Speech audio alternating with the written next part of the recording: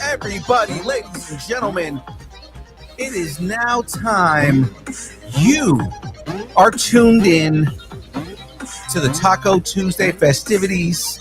You know what that means. You are now experiencing distance nerding. Ladies and gentlemen, I'm Young Phil. There's Shadu, and Jen is ready to go. Let's do this. To start some rumors and get banned in Belarus. Woo! I was just watching the one where he didn't play it all. I was just rewatching that.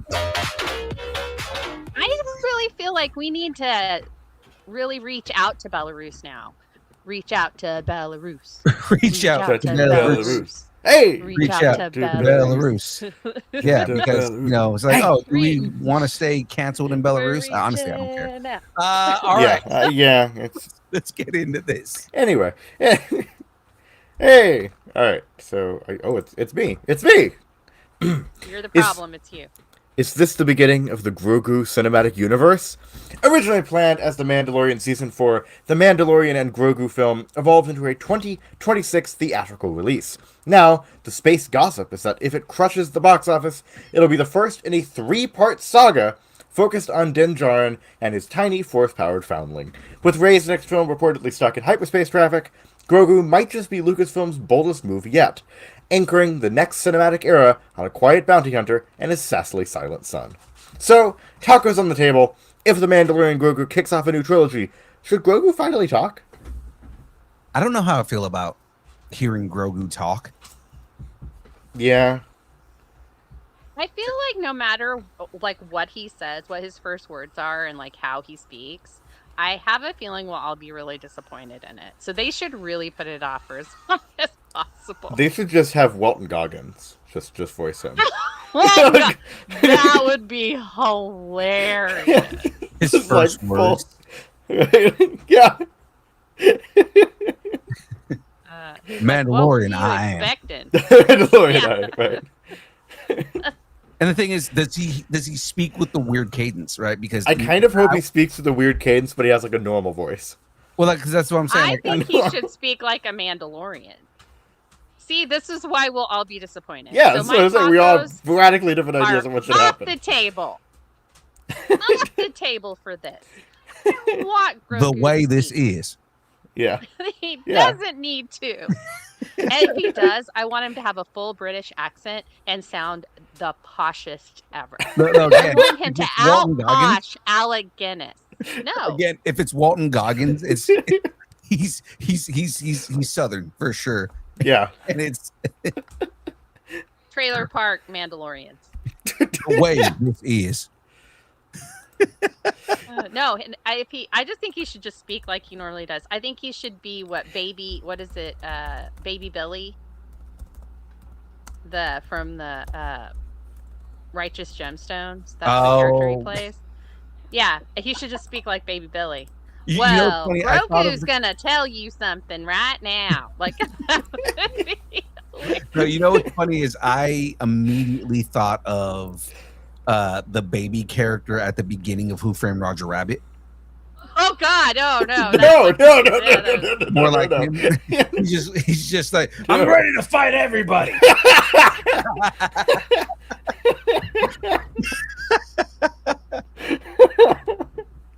We have to move on. A cigar. Yeah. My tacos are definitely on the table. Got a cigar in one hand and a frog in the other, and he's biting the head off a frog and smoking that cigar. So with this, my tacos are on the table because, again, Disney is going to find a way to capitalize on the property that is their most successful in years. Yeah. And Iger's just going to be like, that's a moneymaker. Do more things with Grogu. He's going to have to talk eventually. And the question is, do we, in a serious note, do we give him a child voice? Or does he kind of does it fast forward and he's kind of a teenager and he has his armor and everything like that? So remember, they age a lot slower than we do. So yeah. Keith David. Grogu. Keith David, that's his voice. Oh God, Keith David as Grogu. And he sounds just like the president from Rick and Morty. Yeah. And he is like, "What are you talking about, Rick?" What are you talking about, Rick? He's like, Dan, I don't think so, Daddy Dan. All right, we cannot stay on this. We okay. will stay on this let me for just- an hour and a half. Hey, dog, let me holler at you real quick here. I'm just letting you know that I'm a Mandalorian. I may be like 4'3", and I wear the armor, but this is the way. I'm just letting you know. My How about this? Go ahead, Liam. Go ahead. I was I'm going sorry. to Go say ahead. my Beskar armored tacos are on the table. Okay. For capitalism reasons. All right, go. For capitalism. No, okay. I have one more thing, and then we have to move on. Yes, we have to move on. Okay, it's not either one of those. It's Regina King, a la the Boondocks. Oh my God.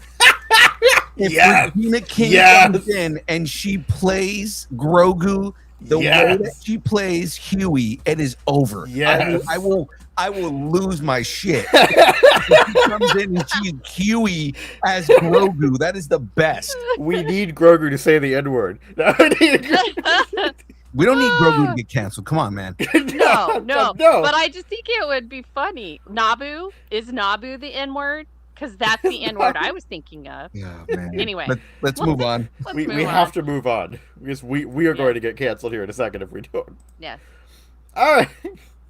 What's up in the galaxy? I see what you did there. You guys show it on screen, though. Yeah. Oh. You move to the next story. Like, Yeah. we can see each other, but we can't see that. There you go. Jon Watts isn't done with the galaxy just yet. At the Metrorain Film Festival, Watts teased he'd love to do more Star Wars, but couldn't say more. When pressed on whether Skeleton Crew could continue, he added, I can't say exactly what it might be, but if it were even a thing. Translation, he's either deep in talks or he's already back in hyperspace. Watts originally pitched the show as Star Wars meets the Goonies. And with force-wielding pirates, lost kids, and Jude Law's space mystery energy, it carved out a unique tone. Whether it's season 2 or a new crossover, it sounds like Watts is still floating somewhere in the outer rim of the Lucasfilm galaxy. Tacos on the table? Is it time for a Skeleton Crew / Grogu crossover? Or would Baby Yoda steal the spotlight faster than you can say, snacky time? 100%, he's stealing all the spotlight. Like, those kids are not getting a fucking chance if they're on screen with Grogu. Especially if he has the voice of Walton Goggins. Or Regina King. Or Regina King. I'm just throwing it out there right now. Y'all are just in my way. I can totally see that. No, I seriously, I want more. I would love a season 2 of Skeleton Crew. Yeah. We need to figure out what's happening with Jod. That was a whole thing. Yeah. I'd love that. I'd love him to do more crossover stuff. So, it'd be good. I do want to see those characters somewhere else in the galaxy. I do want to see more about Jude Law's character. I mean, he was he was one of those characters that is very obvious that he was a Padawan at one time, but it's kind of like, I want to know the story. Like, what I would love to see is a crossover with Jude Law's character and Kelleran Beck. Ooh. Oh. Or because we want more Kelleran Beck. Kelleran Beck, Quinlan Voss, and Manny Jacinto from The Acolyte. The only problem with Manny Jacinto is unless he is prolonging his life, Manny Jacinto's character would have died off a long time ago. Yeah. I think Darth Plagueis clones himself into Manny Jacinto's body, and he lives through it, and that's how Emperor Palpatine did it. That would be intense if they kind of went that route.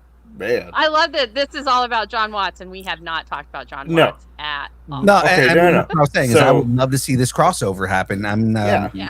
Jon Watts directing more in Star Wars would be great, because the sensibilities that he had, it was still well within the realm of Star Wars, but at the same time, it had that like 80s, coming of age kids adventure story. It And felt very classic Star Wars, I think, for that reason. Yeah.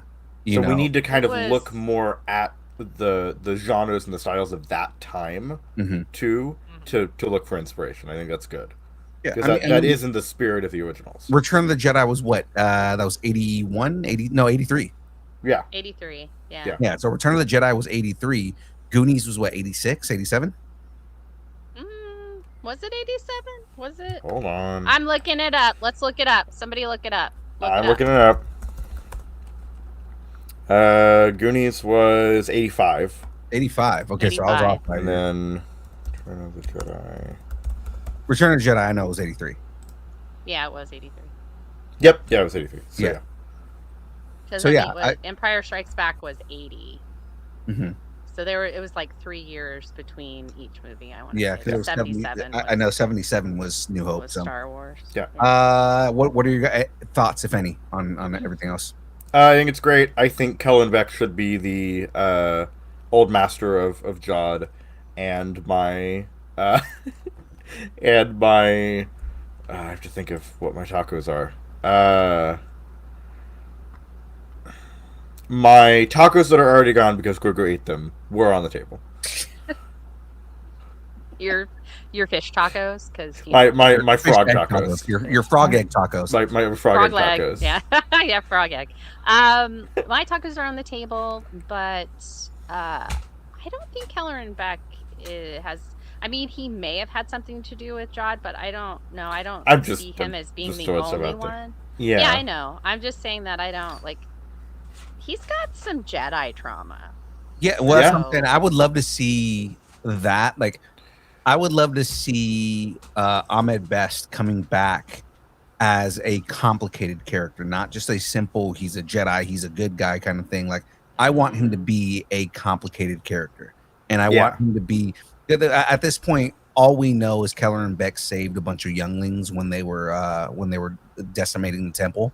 What to say that he like we don't know what his role in the temple was, like whether he was a combat instructor or he was a guardian or something within the temple.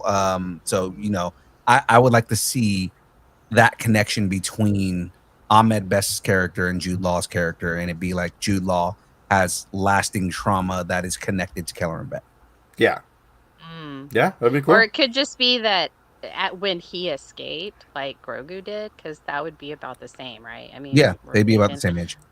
Then it could have gone really wrong, and that's what traumatized him. Like, not like Grogu, something different, and they got separated or something, and that's what happened. So I mean, it could be anything, and we're just speculating at this point.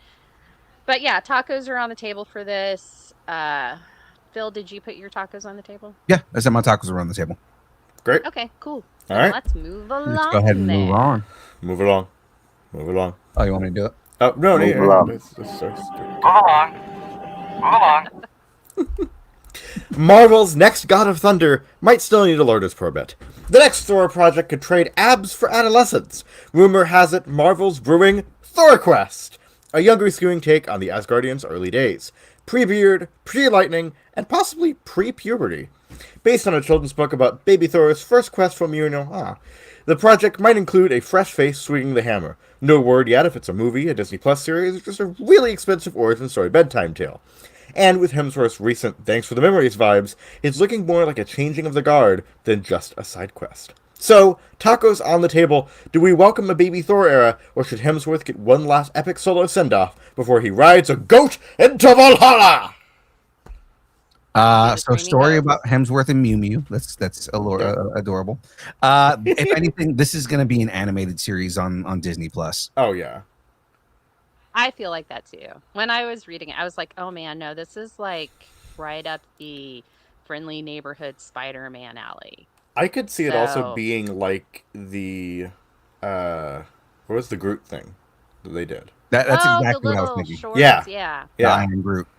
Iron Groot that's stuff, exactly what I was thinking. It was either I Am Groot or it's something along the lines of like Bluey.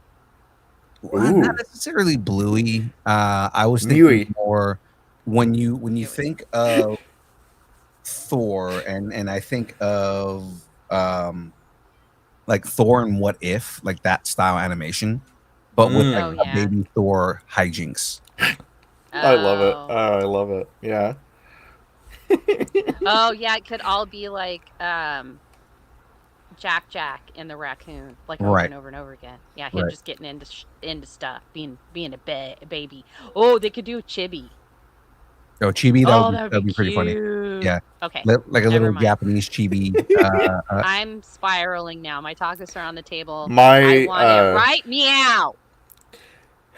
my fun-sized tacos forged from the heart of a dying star are on the table. your Mew Mew tacos. Yes. Yeah, no. Forged by Ichiri with the heart of a dying star. It's always funny, like nobody can say Mjolnir, so they go Mew Mew. Mew Mew. Mjolnir. Mew. Mjolnir. Yeah, my tacos are on the table, just because it's a cash grab for Disney. Oh yeah, totally. No, again, capitalism. For capitalism, my tacos are on the For table. capitalism, right? Let's go ahead and move on to the next story here. One that I'm ready for. My body's ready for, because I love the smell of gun oil in the morning, or just spent rounds and casings, whatever. Frank Castle is locked and loaded in a special presentation for Disney Plus. Jon Bernthal's not just stepping back into the skull vest, he's also behind the scenes co-writing the script. Filming kicks off mid-July in New York City. The story's rumored to follow the events of Daredevil Born Again, possibly showing Frank's escape from one of Wilson Fisk's secret prisons.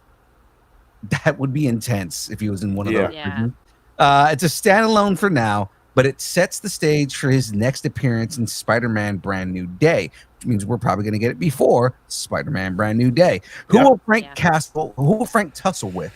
Word is, it's Manucci, the mob boss, straight from the blood-soaked pages of Gareth Ennis's Welcome Back, Frank. So, tacos on the table. Will Ma teach Frank some manners, or will Frank show her what shock and awe is all about? Woo! Fucking Marines. Well, my tacos are on the table because Gareth Ennis's take on Punisher was amazing. Yeah, and I'm glad that they're talking about adapting it and bringing in Nuki. Is amazing. Nuki. Why does Mon Yuki sound like a pasta? Because gnocchi is. Oh no, yeah. It's just saying, it's like. It sounds delicious. I'm hungry now. This might be the reason. Manuki. It's a special dish. But this might be why Brand New Day was pushed back. Maybe they want to set some stuff up. That actually makes sense. Yeah. Yeah. So. Okay. I say the fruits of the labor. I say my.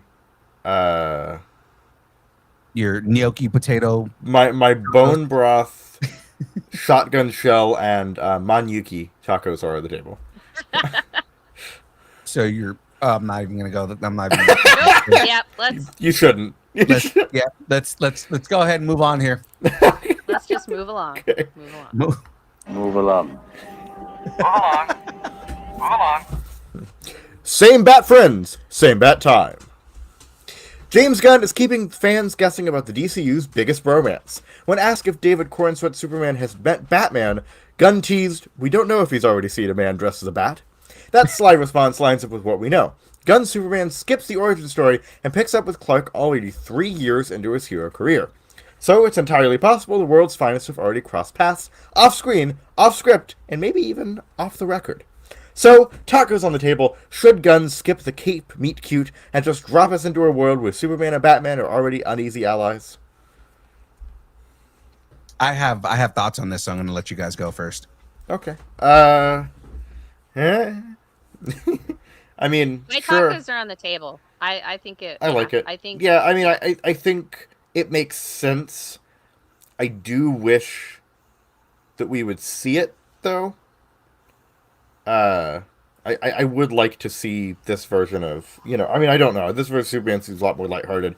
I'm kind of hoping this version of Batman is a little bit more in line with, like, the kind of weird, dark, gritty noir of Matt Reeves. I like that, and I think it'd be a fun contrast if there's a really kind of grimdark Batman and then this like cheery Blue Boy Scout Superman meeting. I think that would be hilarious. And so I think that's what they should do.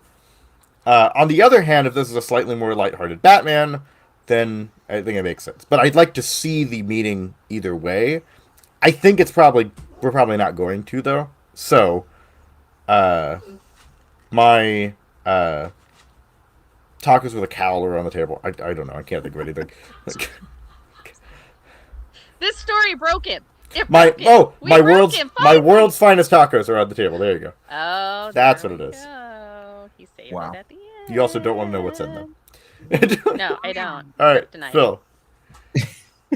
Go. My thoughts on this. So, one, if he's 3 years in and he's already been through Metropolis and everything like that, why in the hell would he not know who Batman is within the first 30 minutes of messing around in Metropolis?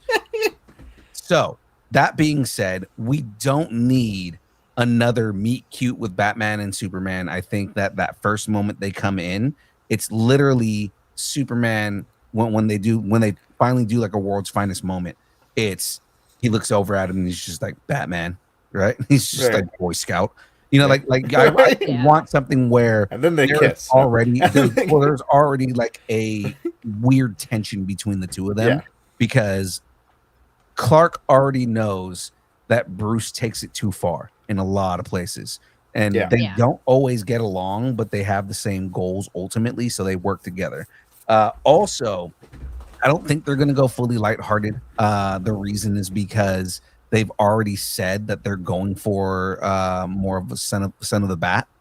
And if they're going with Damian Wayne and they're doing Son of the Bat, you don't get a lighthearted Batman. And at the same time, we are so used to Batman being more of a kind of gritty character, even when you have Superman as a Boy Scout, even when you have Justice League all together, you have him still kind of being broody and dark and just being Bruce. I don't think they go with the 60s lighthearted Batman ever again, because that 80s version of Batman has permeated ever since. And you don't deviate from that, because every version of Batman that is worth watching is a deviation of that version of Batman. Yeah. So I don't think they go lighthearted with them. Good. Batman is a neurotypical. I mean, he obviously is. Yeah, sure he is. Yeah, there's got to be some awkwardness and... Yeah, that's why I really think we're going to get into this more. That's why I really think the Batman was an incredible version of that character. Because you captured that, what Batman probably should be in a modern context. Right.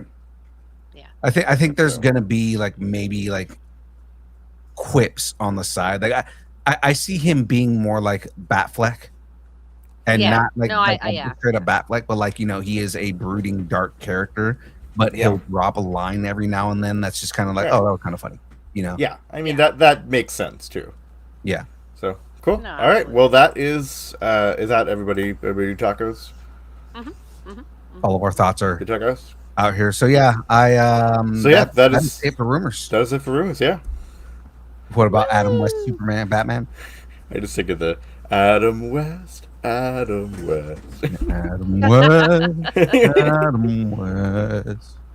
All right, ladies and gentlemen, let's move into the next segment here. It is now time to get into the newsy part of the show. It's time for the download.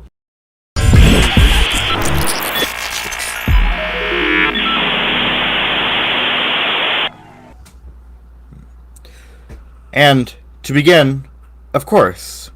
Wait, we have something to read before that, so read that too. Yeah. Now, for more news, trailers, reactions, check out the Distance Nerdings and Post. Let us know what you're nerding out on, guys. We want to talk about it here on the show. If there's anything that you guys want us to discuss, let us know on the Nerdings and Post, or send us a DM or email us. So take it away, Shadu.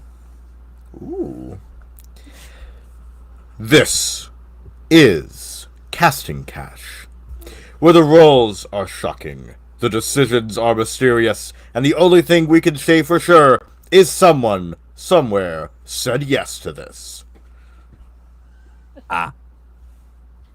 Is a galaxy far, far away ready for the snark? Word is Johnson's in big talks for a mystery role. No confirmation yet on Jedi robes or villain cloaks, but fingers crossed for something with attitude. After calling Madam Web a creativity vacuum, she might be eyeing Star Wars as a chance to actually act with a plot and dialogue. Bold move. Whether she ends up as a moody Force user or the galaxy's snarkiest senator, we're ready for Dakota to bring deadpan sass to hyperspace. That is amazing. Yeah, I think she's going to be good. Yeah. Be fun.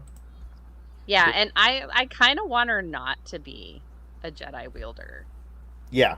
Like a lightsaber wielder. I would I want love her her to to be- wield Jedi. No, I would love her to be a sinister. A senator. Sinister. I would love her to be Mr. Sinister. Senator would be okay. a I kind senator of would be want her fun. to be a scoundrel, man. I kind of want her to be like a smuggler. Yeah. She I can see fits that. that mold. Her natural personality fits that mold. You know, so she's very Han Solo. She's very I'm forgetting her name, but the main character from Star Wars Outlaws. She's very much that. K Vess, I think? K-Boss. No, I think it's K Vess. Excuse me. Either way, she's a great go, character. just go. So Yes, it's K Vess. Her name is K Vess. Anyway. Star Wars is going 50 Shades. Well, I think she might be Mara Jade, y'all. Oh, Ooh, that would be dope too. yeah? Yeah. Anyway, let's move on. She would look good as Leia. Oswald's Toontown meets Stranger Things. Era begins.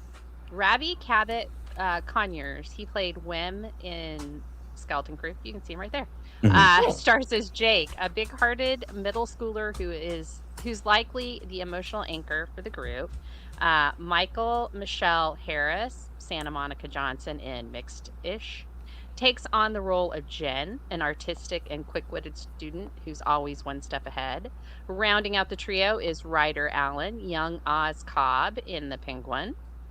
Here he plays Taylor, a cautious but loyal friend who sticks by his crew when it counts. Together, they share the screen with Oswald the Lucky Rabbit himself in Jon Favreau's animated/live-action hybrid series for Disney+, where vintage mischief meets modern middle school mayhem. Ooh. I like it. All right. Cool. I like it. I like. I mean, all three of them are great actors. God, the kid who played young Oswald. Yeah. Yeah. Hands down, that kid is he killed it in such a He did. demanding, hard role. And the kid who played Wim, he was really fun. You know. Yeah. I've seen episodes of Mixed-ish, so can't say that I've completely watched it, but Michelle Harris, she kind of does command the scenes that she's in. Put the picture back up. Look at that sass. Yeah. That's some sass. She kind of commands the scenes that she's in. When any scene that she eats up the picture. So I mean, I think that this is a good cast. It's three really good young actors. Yeah. I think that it's going to be great, and obviously, they should never listen to Oswald. But okay, they're not going to learn that. So that's fine. No one's again. Never listen to there would not be a story if they learned that. So Never listen to the guy called the Lucky Rabbit. Yeah, just in general, whether they're a rabbit or a human or anyone. Actually, especially if they're a human, do not listen to that person. Yes.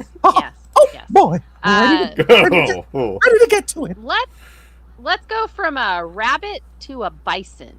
Enter the Bison.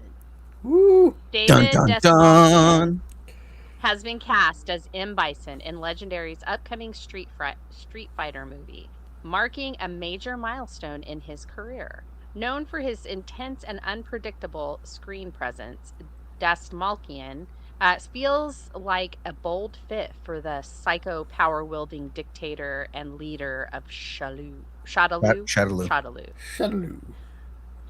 Bison is one of gaming's most iconic villains, a final boss with world domination on his mind and a cape that means business. Dastmalchian's take on the role could redefine the character for a new generation of fans. Or, as Bison would say, this place shall become your grave. Woo. I did a little more dramatic, like Judi Dench there, because I can't Yeah. really do David's like inflection. Yeah. Yeah. So. I mean, you know what? It is National Bison Month, so you know. No, So, of course they would do. Yeah. it's going to be interesting to see. I mean, David Dastmalchian's a really good actor. I mean, everything that he's in, he kind of just melts away into the different roles because he was in Dark Knight, right? He played one of the Joker's little henchman guys, right? Yep. He also played Polka Dot Man. Yep. Oh. He also okay, yeah. played the Russian guy in Ant-Man. And Zeb in Quantum Mania. Zeb in Quantum Mania. He is also I don't remember which one it was, but he played Victor Zsasz in one of the things. And Yeah, one of, like, he the DC did. things. Like David Dastmalchian, and that's just his nerd credentials. The guy is in so many movies. You know, he is really good. David Dastmalchian is a really good actor, and he's been getting more and more kind of like more high profile roles. So you give him the lead villain in a movie, I think he's gonna knock it out of the park. Well, I mean, he was in Dune. He played the Twisted Mentat in Dune. And he's in Murderbot right now, and he's just really doing great. And it's a comedy, and he's just doing amazing in it. So, yep. Sack Deadpool quoted the exact quote that I like. Again, that I always attribute to. That'll be a Tuesday. Yeah, I always. Well, I mean, it'll probably be like a Thursday. But, but still, like the best line delivery in all of film. In the worst Street Fighter, well, I can't say it was the worst Street Fighter movie. The Chun-Li movie was pretty bad, but I was saying it to you guys before, and I'm going to say it for the audience out here. Best line in film in a bad movie. I think like if we should do this as a bracket. By the way, what are the best lines in the worst movies? Write it down. The number one, the number one line would be, "The day M. Bison came to your village was the worst day of your life." To me, it was just another Tuesday. Because it just shows how ruthless and terrible M. Bison is. He would go into these villages, destroy the villages, and then kidnap people. Right? And it was like she's just like, you know, this is the worst day of my life. And he's like, yeah, it's the worst day of your life. It was just another Tuesday for me. Yeah. He's like Thanos, but like mystical. Kind of, yeah. I mean, you know, he uses psycho power, which even more so when your main strength is something called psycho power. You should already know there's a problem with that. Right. But yeah, no, it's gonna be interesting to see David Dastmalchian kind of melt into M. Bison. I kind of want to see him with that that pseudo fascist costume that he wears. Yeah. Oh yeah, yeah. You know. Yeah. I mean, you know, a villain like that is awfully relevant right now. So I know, right? I believe that he can capture that. I'm sure he. So I'm sure he could. So let's. Yeah. Yeah. All right. Well, while I'm fighting off this weird rabbit, please visit our gift shop because we got merch, people. We got merch, people. Woo! It's too guys, it's too early. We haven't. Yeah, we still have show to guys. Guys, don't. Yeah, we do. Okay. Yeah. Don't leave. Yep. All right. Well, let's jump right into the remainder of the news here. Metropolis Confidential. Ooh. James Gunn's Superman is pulling no punches and no typical franchise plays either. Between Anthony Carrigan's soulful take on Metamorpho, a freshly revealed Ultraman who looks like he crash landed from Tatooine, and post-credit scenes that don't scream sequel bait, the DCU reboot is coming in hot and weird.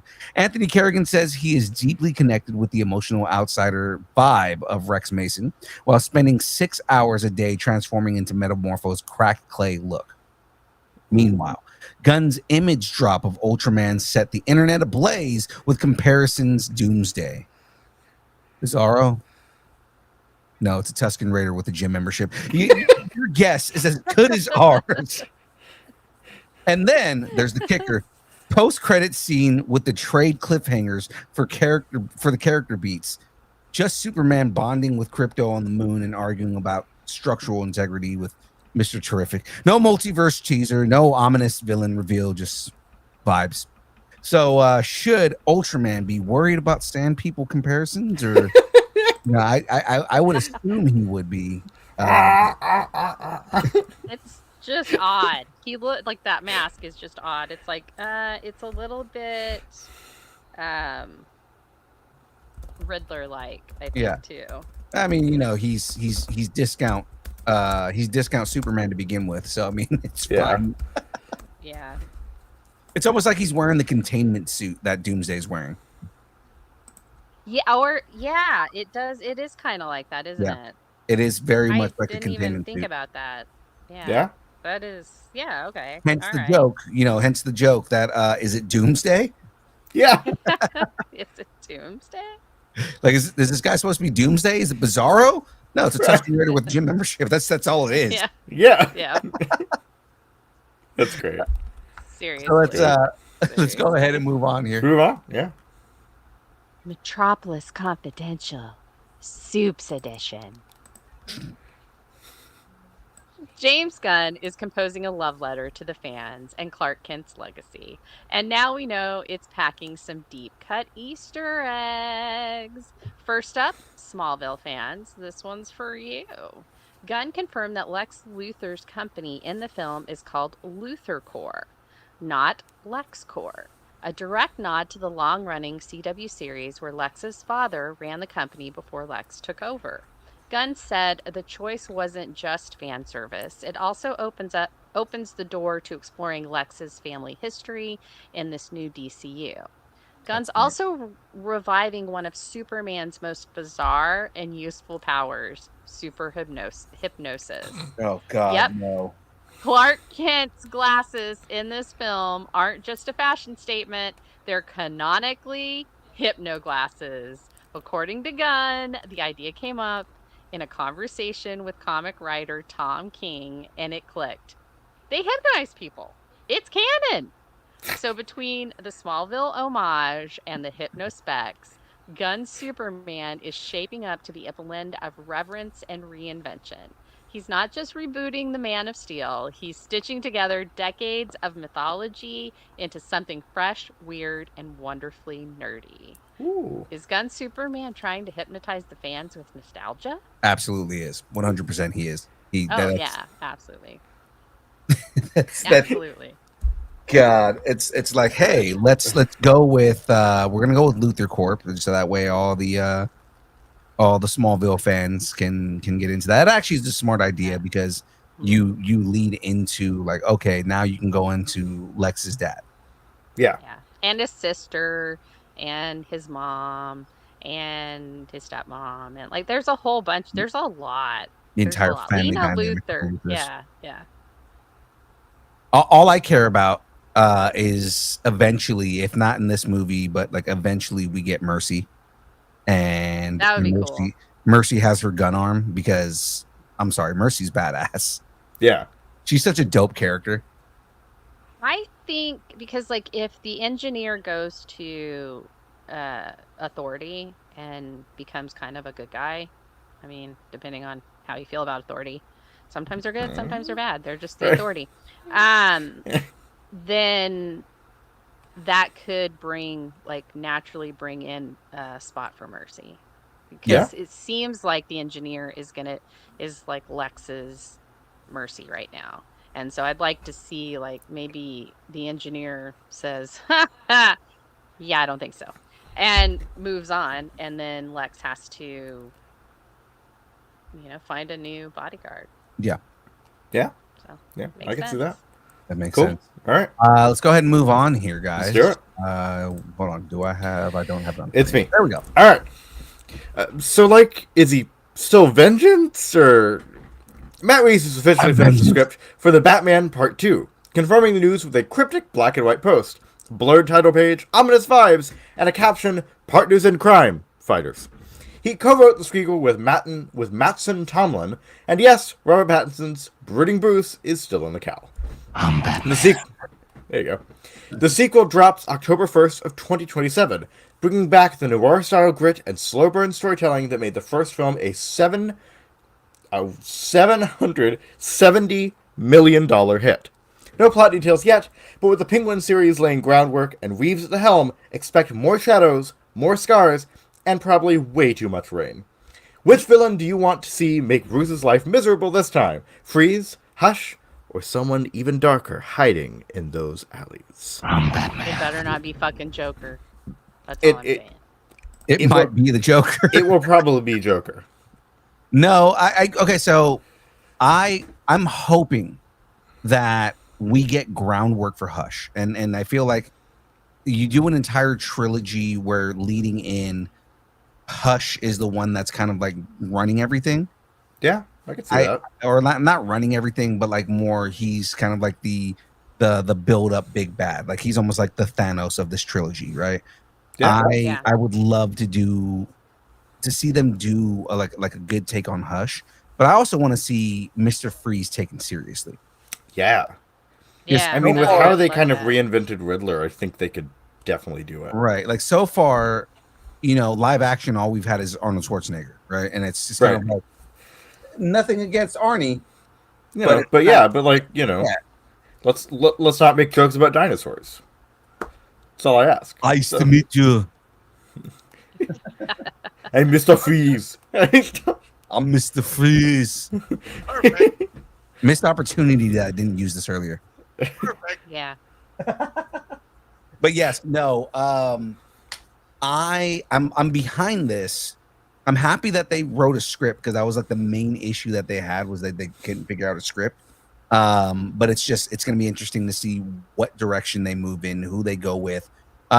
Even if they go with more grounded villains. So I mean, if you're not doing like Hush is pretty grounded, but like if you do like, you move into Calendar Man, or you move because he's more of a serial killer, or you move into Professor Pig.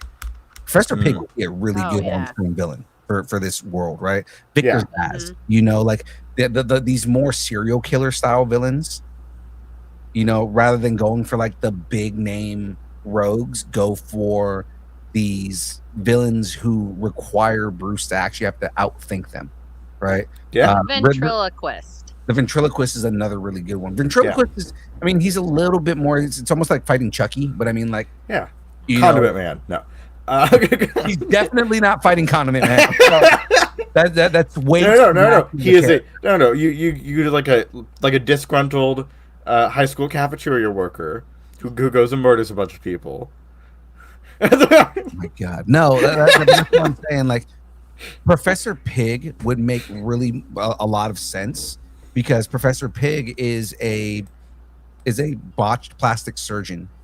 Yeah. Right. And that leads into Hush, who is a plastic surgeon. So it's kind of like you have this connection already kind of built in with those characters that you can do Professor Pig, this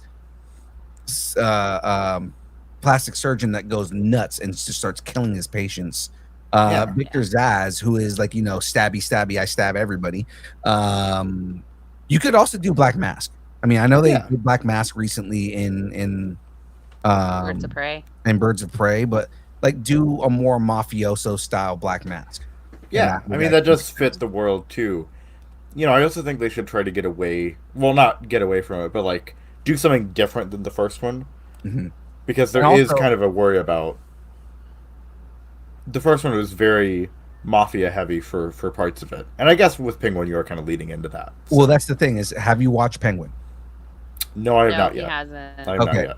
The ending of the Penguin, they said that that does lead into the next movie, and we leave Penguin in a more traditional Penguin sense. Okay. Well, yeah, so I could see them going Mafia then. Yeah, but at the same time, again, because they've already kind of like they dealt with like a lot of the Gotham underworld in the show. Yeah. Now you can do like rivals. You can do Penguin running the Iceberg Lounge again, but like kind of doing more like running a gang instead of just being a kind of like a capo. Yeah. And rivaling with Black Mask. Yeah, no, that would be very cool. Yeah. And yeah, I could see Black Mask being that does make sense for this world. Mhm. So, But that could be like a background kind of thing going on, and like the real threat is Professor Pig, and it's Bruce Right. trying to figure out his way. Because I like the idea of the first movie where it's like he kind of he's investigating the Riddler, but he deals with other characters. right, exactly. No, I think that's great. That's what I was Yeah. saying. There can be multiple villains here. Yeah. That we can have kind of in this layered plot. Yeah, because then it So- feels more like a comic book. Gotham. Yeah. Gotham. I mean, there's crime everywhere in Gotham, so Yeah. it's not like there's levels of crime, and he's just dealing with the top, like really good whipped creamy level. But like, there's other levels Whipped creamy level. as well. And again, like kind of like if you were to bring in Calendar Man, like again, we've had one version of Calendar Man. It was played by Sean Gunn, Sean Gunn, friend of the show. friend of the show, Sean Gunn. And I mean, like, it was kind of more of a goofy version of Calendar Man. Like, if you get this dark, kind of like evil serial killer version of Calendar Man, Yeah. Yeah. you know, because that would also be a really good story to write. Is it's Bruce having to figure out this crime over the course of a year. Yeah. Yeah, That would be actually, that really would be cool, actually. Yeah, because That would be now really Calendar cool. Man, like, yeah, because Calendar Man only murders on like significant dates, Yeah, and then you can have all the other stuff in the background going on. right? And it's As- like all dealing with the investigation, or like he can deal Yeah. with Professor Pig at one point, Yeah. all in service of getting Calendar Man. Like, I would Can love we- Calendar Man. Can we write this movie? Can we like just do this? I mean, Now I have like kind of like, you know, drained this one out. So do you guys have any other thoughts before we move on to the next story? My thoughts are all X related, not X rated. X related. Is that a lead into the next story? It does indeed. Okay, that's kind of what I figured you were doing there. It was pretty good thing there. Let's hope Jake Schreier survives this entire experience. Because it's official, well, as official as Ryan Coogler mic drop gets. That's pretty official. Thunderbolts director, I know, right? It's a pretty good mic drop. Yeah. Thunderbolts director Jake Schreier is helming Marvel Studios' long-awaited X-Men reboot. During a recent interview, Coogler was asked if he'd be directing the film himself. His response, quick and clear, no, Jake is directing that. Easy enough right there. It's Jake Yeah, Schreier. that's so Ryan Coogler. I know, right? And it probably wasn't no. It was like, nah, Jake's directing that. Yeah. Yeah, I just got that.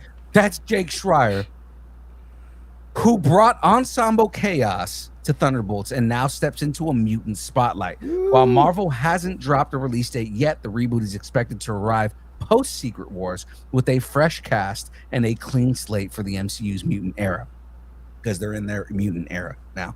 Schreier's approach, he's keeping it vague but character first. It always starts from character and working with great writers and collaborators and doing something different with each project. With a clean slate and a new director, are we talking claws, cards, or chaos magic? I'm gonna say all of them.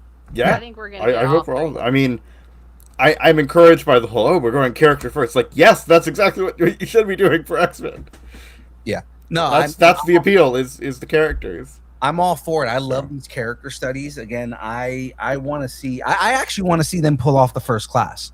Yeah, So, that'd again, be great. I don't want this bastardized First Class that we got in X-Men First Class. Right, which I again want- was not a bad movie. It's just it wasn't first class. Depends on how deep into the X-Men you are. I enjoyed the movie. That was was okay. before I was really getting into it. But Yeah, it was an okay movie. There were a lot of things that weren't really done right for me. yeah, Characters weren't done correctly. They put a lot of focus on Havoc, which, I mean, Havoc's cool and whatnot, but yeah. again, all this focus on Magneto and Yeah, I mean, yeah, if you have James Marsden, anyway. Yeah, Kidding. there was a lot of focus on characters that don't have that much focus in the comics. Yeah. So I was just kind of like, I agree. Let's do a proper first class. I want to see them do the actual first class. I want to see Beast before he gets the blue, before he experiments on himself, and before he has the blue hair, he's just like this big buff dude. Like I want to see Marvel Girl. I would love for them to refer to Jean Grey as Marvel Girl. Yeah. Right, just That as would an be Easter great. egg. Yeah, just as an Easter egg, because most people don't realize before she's got a superhero Grey name, was yeah. mainstream, she was Marvel Girl.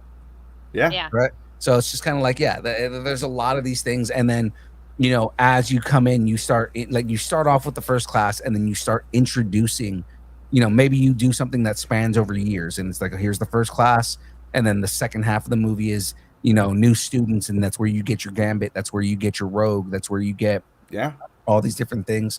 I do kind of agree with start off Rogue without all of her powers, but by the second movie she absorbs one of the Marvels. I'm assuming it would be Captain Marvel, because she's kind of on her way out at this point. Yeah, Carol Danvers is kind of on her way out at this point. And there's a lot of focus on Kamala Khan, so I would probably feel better with her absorbing Captain Marvel to get her powers. Yeah. Right. I mean, and she does, and that is accurate to the comics. Yeah. Right. Because I mean, if she just all of a sudden shows up and she's got super strength and super and she can fly, it's like, okay, well, are you saying that that were her mutant powers? Because her mutant powers in the comics, comic book accurate, is just that she can absorb people's powers, and that absorbs Carol too much, and essentially steals her powers. Right, and then you can have the whole psychological thing too. Right, because that really messes with Rogue. Like, right, exactly. Really to, and so that would be, and it also really messes with Carol too. Well, I mean, Carol becomes like a regular person for a while before she gets her powers back. So before she recharges. But no, I'd like to see that. I think that'd be great. I think they should do giant size X-Men. That would be dope too. Yeah. So like already have the first class established, and they get kidnapped, and it's Professor X getting a new team of international heroes, and then they all, like, at the end they all fight the thing, and the island could be Krakoa instead of the island that they get, and that brings in Krakoa, and then that way we can get House of M like really quickly. Or the whole House of M thing is let there be mutants instead of let there that could be it. Which I think would be is probably. Anyway, we're gonna get in the weeds here. We're moving on.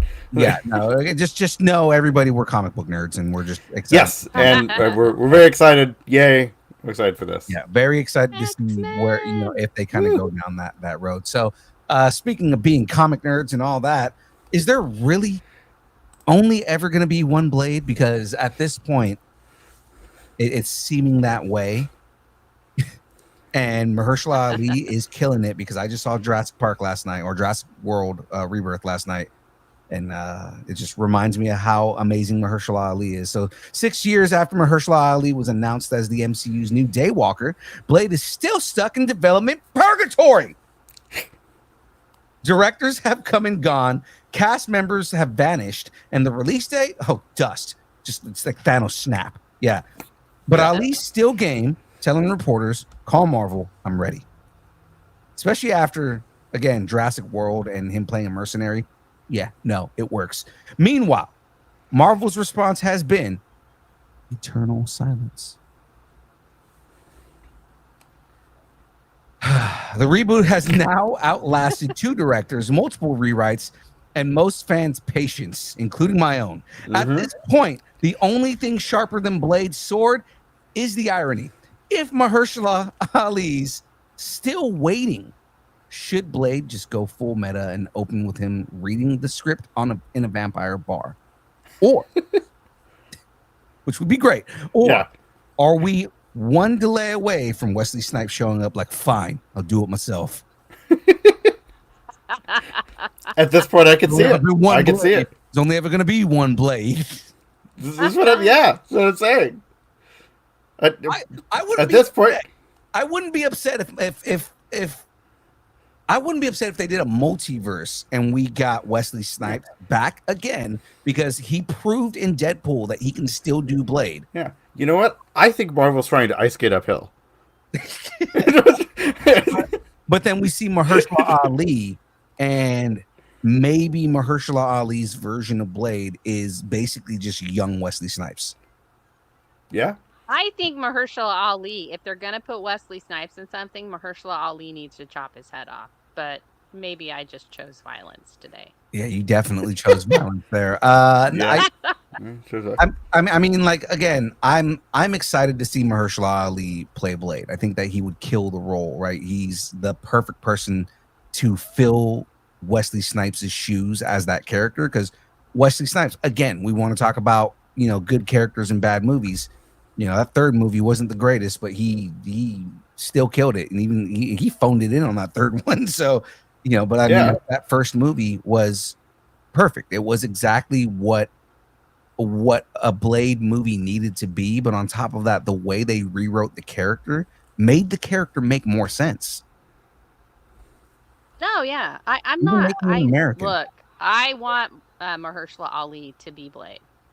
I don't want Wesley Snipes to be Blade. So let's make this freaking movie, y'all.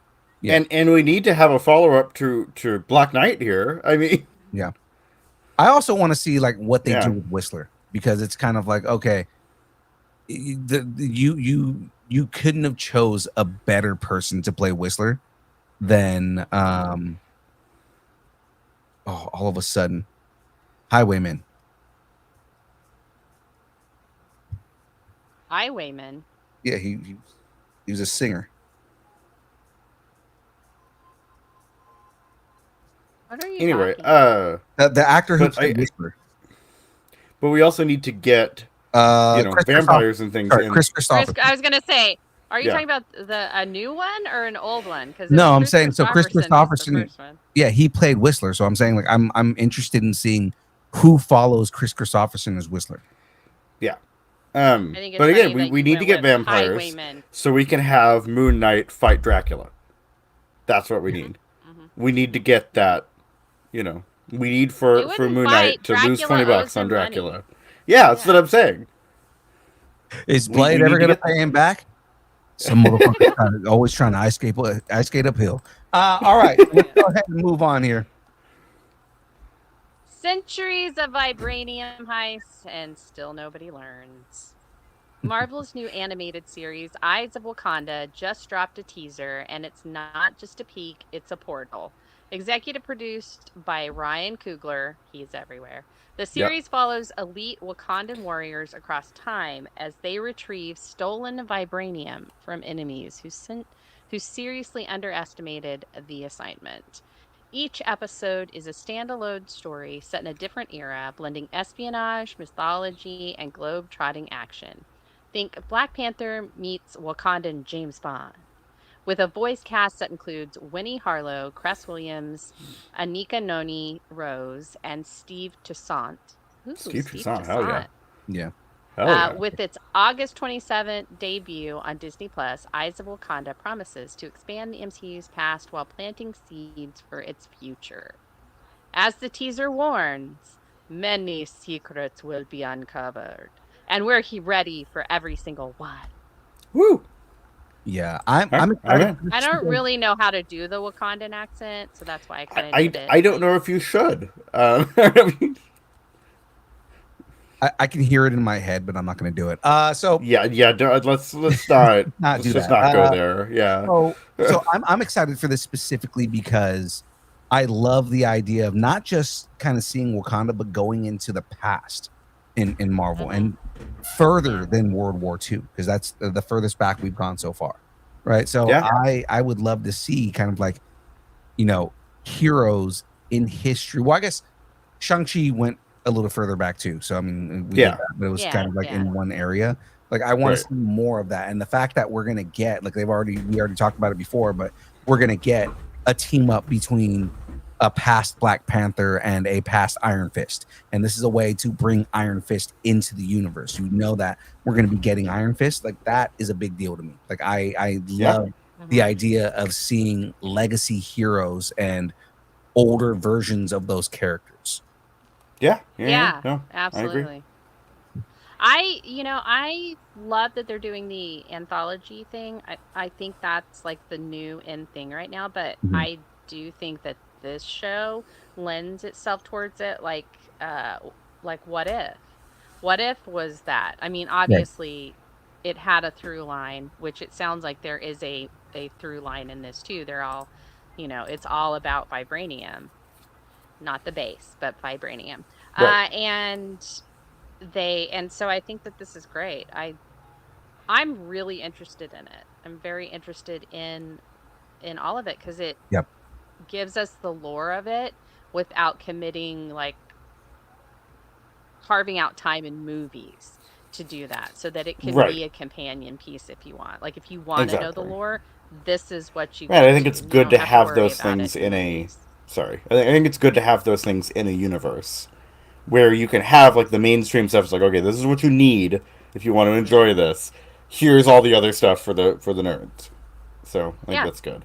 Yeah. I think it's great. So yeah, no, Awesome. I'm excited Well, about this. Looking forward to it. from this galaxy and in the kinda now, let's go to S- um Speaking, the I was a gonna say, galaxy speaking far of away. expanding the lore. In her defense, Shin was left unsupervised. That's what my shirt says. In my defense, I was left unsupervised. Ahsoka season 2. Yeah. Ahsoka season 2 is officially in production with Ivana Sakno, the blade-wielding Shin Hati, promising things are getting bigger and even more in-depth, because of course they are. Filming is underway, and while plot details are under wraps, Shin's arc is far from over. Last seen abandoned on Peridia, as surrounded by marauders, Shin may be heading for a villain era of her own. Between seasons, Sakno trained in Krav Maga and Tai Chi, which means Shin's next round of duels could hit even harder, literally. With Balin's fate up in the air and the Force mythology growing weirder by the minute, one thing's clear: Shin Hati isn't done carving her path across the galaxy.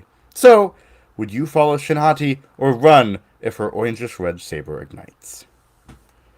I'm excited for this just because I want to see where her character goes, who she develops into. Does she develop into something else?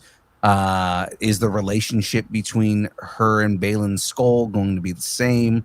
Also, do we find out that she is just a android robot trying to kill another android robot vis-a-vis her role in Megan 2.0 right now?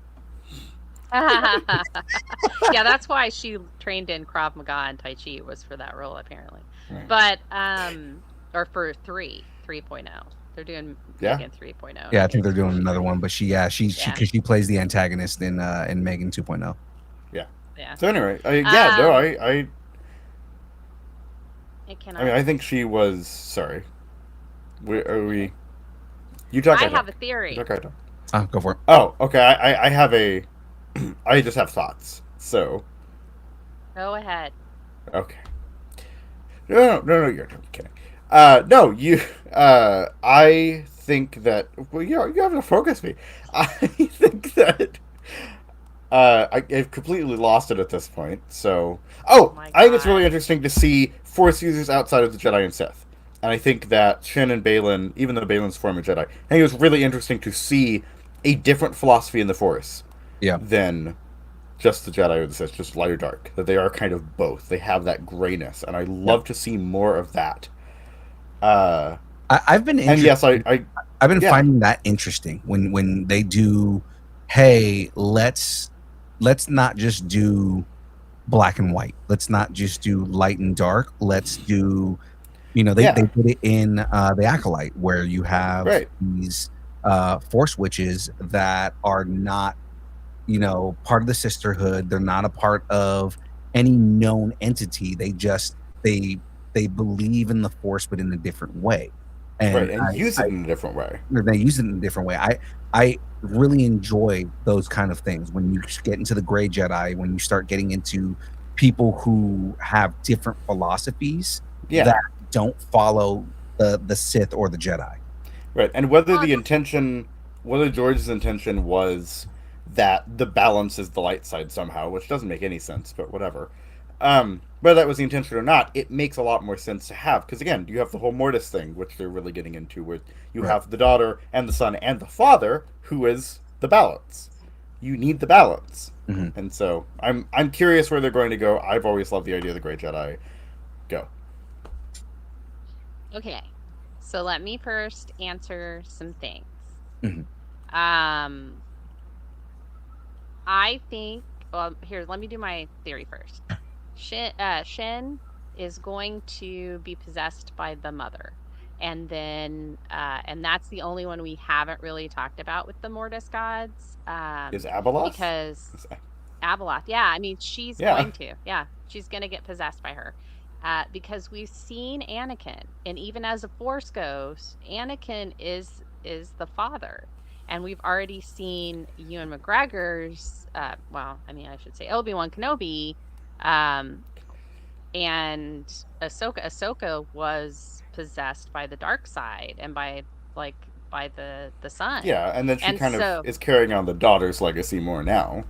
Right, yeah. So it's all there. The only component we haven't seen or haven't really been introduced to in canon is the mother part of that. And so I think that's why Baylan Skoll, I think that's why he taught Shin the way he did. And I think that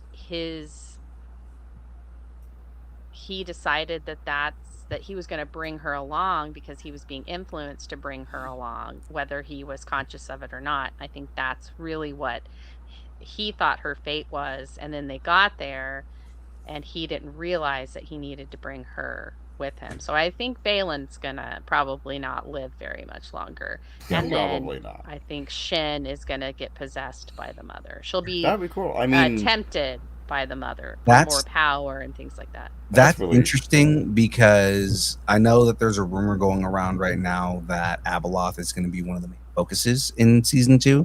Yeah. So that kind of goes right along with that theory that you have, that Shin will be possessed by Abeloth. Yeah, I could see. I mean, I have like 3 things, and then we have to move on here. But I think it's really interesting. A lot of the depictions of Abeloth, she kind of looks like Shin. If we really look at it, it is that same, just the weird, monster mouth that she has. Yeah. Right. I also think it'd be really cool to do a horror thing with Star Wars. Yeah. Where you have this whole weird psychological horror thing with that. That'd be amazing. And yes, I would follow Shin to the ends of the galaxy. She is very attractive. We're gonna move on. They've already kind of played with that with Ahsoka though, because they had zombies in the last season. Right, exactly. That's what I'm saying. Let's lean into the horror a little bit more, and bringing in Abeloth could be insanity. Right. So, and that'd be great. So, I'm in. I love it. I love the weird Force bullshit. So the weird Force bullshit. Well, let's. I'm here for the Force bullshit. I'm here for the Force bullshit. How's it going, guys? I'm here for the Force bullshit. All of it. For the Force bullshit, please stand up. For the Force bullshit, please stand up. Well, let's move away from a galaxy far, far away and go to the grid and get back online. Which is actually probably pretty bad. We shouldn't be online like that. Just eternally online. All right, and the fight for the digital frontier is getting an upgrade in Tron Ares. Starting with Jodie Turner-Smith's debut as Athena, a bold new enforcer who's as totally uncompromising as she is eye-catching, rocking a bleach blonde buzz cut, shaved eyebrows, and an illuminated suit that screams menace. Athena. Actually, I think it screams menace. Menace. Yes, queen. All right. Athena is second in command to Jared Leto's Ares. Canonically, would Athena bow to Ares? Probably not. No. No. Not Ares would bow to Athena. Exactly, right? But given that, looks Like Ares looks ready to crash the system in style. Turner Smith called it her villain era, and honestly, she's selling it like a neon-drenched revolution. Woo. And that's not the only big return lighting up the grid. Jeff Bridges is stepping back into the digital world as Kevin Flynn, despite his apparent sacrifice in Tron Legacy. Teasing a mysterious survival, Bridges hinted that Flynn's consciousness still lingers in the code. Ooh. This is the grid. Or should I do his voice? This is the grid. It worked out that I still have some sort of consciousness. That's terrible. Translation. Death is flexible Death. No. when your soul runs on software. Yeah. If this tease is any clue, the system's about to reboot with legacy weight and some serious new firepower. Tron Ares hits theaters October 10th, 2025. Welcome our digital overlords. And hey, if one of them sounds like Kevin Flynn, maybe we're in good hands. Maybe. I think so. I dig her look. Her look is great. So in love with Jodie Turner-Smith's acting choices and acting in general. I think she is great. This is still why I vote her for Storm. So yeah, I think she and look at her in that. Look at her in that photo. If you guys are listening to the podcast, just look up Empire's photos of her as Athena. She's got Storm vibes there. I'm getting some major Storm vibes. Yeah. So yeah, I'm all about this. I think it's going to be fun and give me tremendous anxiety when I watch this movie because all of the fun movies do. It's weird that when I look at her and it's like she's still really attractive, but no eyebrows, and it's almost like I almost don't notice it until I like really look at it. I didn't notice it. That is, That's just her natural brow. Yeah. Wow. Okay. All right. I have a brow line, people. Yeah. We do. Yeah. I mean, we just have really thick eyebrows. The whole thing is like, well, people when people shave off their eyebrows, or people say you can't have eyebrows for any reason. Usually it feels like off-putting. She does not have that off-putting look to her. She has an off-putting look for her, but for a different reason. for the general outfit, not necessarily the eyebrows thing. Like she's gonna get out whips and chains and her high heels, and you're gonna go into a dungeon somewhere. So let's move on. That kind of intimidating. So. Gotcha. Okay, that just said a lot about Shadu right now. All right. Whoa! No! I said that kind of intimidating. He's like, no. This is how I feel. I feel so good, Shadu. I should do. I'm gonna leave if you keep doing that.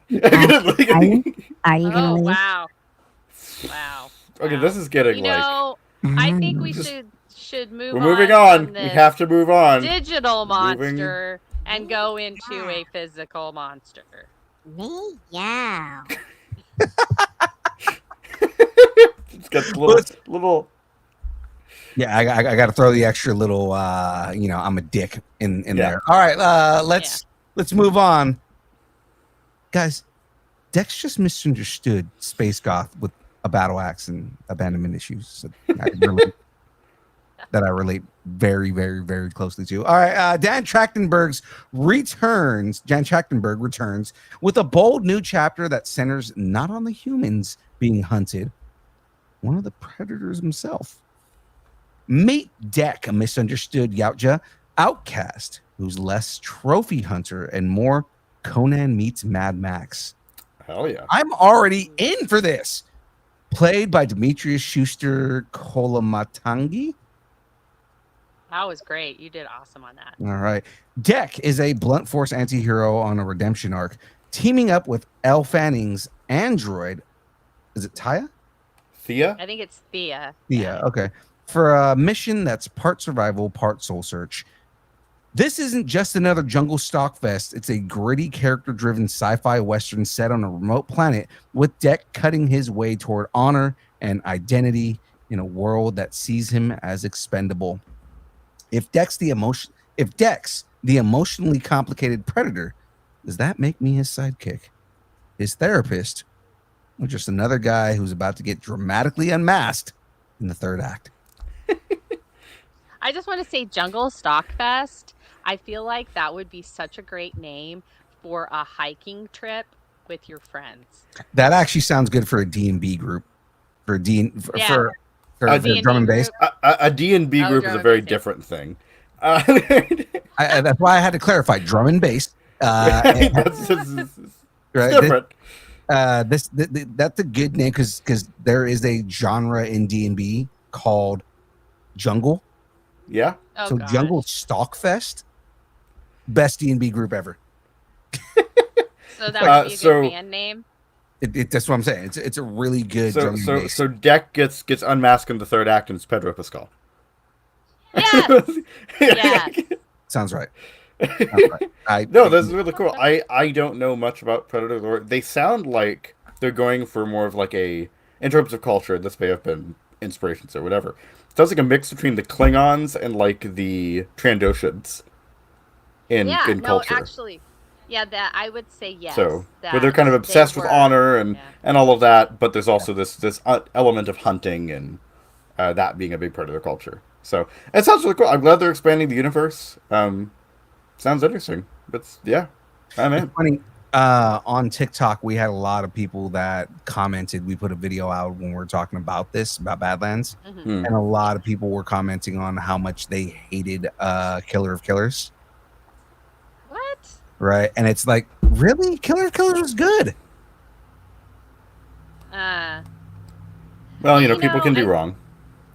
Sometimes I feel like we're finding out now because like a lot of things are being brought back. Like we're expanding things. When we started expanding the aliens universe and stuff like that. Yeah. Sometimes Which is what this is.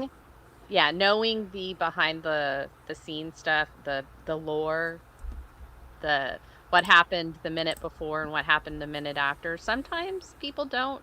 It's not what they wanted, and so they get really disappointed and they Right. lash out. But this is one person's or a team of people's interpretation of this. So if Yeah. you want it to be something else, then fundraise and make your own movie. Yeah. And let's see what's better. And that's the way that I feel about it. Yeah, bitch, I said it. You're 100% right. Yeah. And Yeah. if you're going to be fundraising, you might as well fundraise in our direction because, ladies and gentlemen, we got merch, people. Shit, wrong one. Nope. Whoa! Hey, it's Geek It Everything Update. wrong here, guys. I forgot about a freaking segment. Holy crap! All right, ladies and No, gentlemen. this was last week's. These were No, last That week's. was last week. I know, but I'm saying I forgot about our segment. It's time for the weekend update. Oh my goodness. Oh, It's time for the Geek It Update